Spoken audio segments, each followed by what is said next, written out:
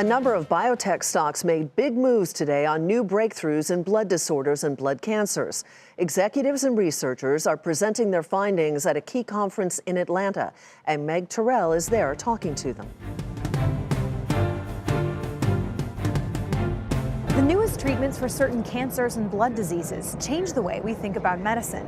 Instead of being taken every day, week, or month, many of these therapies are designed to be administered just once. That new research was on display today and over the weekend at the American Society of Hematology conference in Atlanta.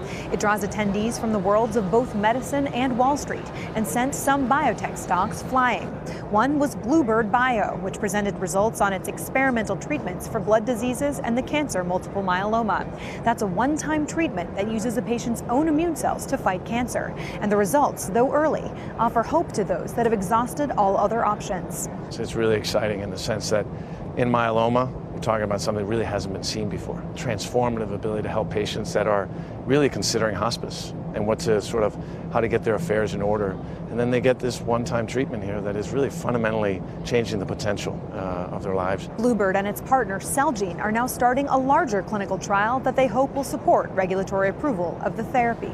The conference also brought updates in the treatment of hemophilia, where companies are now testing gene therapies that aim to fix the underlying cause of the disease in just one treatment. Biotech company BioMarin soared on its update at the conference, while Spark Therapeutics sank.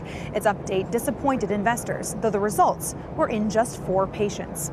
Keep in mind, these are patients that today have to take infusions on a regular basis chronically for the rest of their life. And I think gene therapy has tremendous potential to potentially give a patient a single dose and not only eliminate those excessive bleeds that they suffer from, but also eliminate the need for those chronic infusions. Industry leaders also addressed political issues like drug pricing, a key question for these treatments that are administered just one time. They may carry higher price tags, but offer the potential to avoid longer-term treatment and costs. Also on business leaders' minds, tax reform. Many said it would provide a boost to their business. We're happy to pay taxes in the United States, but we're paying a very high rate relative to other companies. So seeing the tax rate come down to 20 or 22% is that's meaningful for us because we can then put even more money into R&D. Hope it gets done. I think it does get done.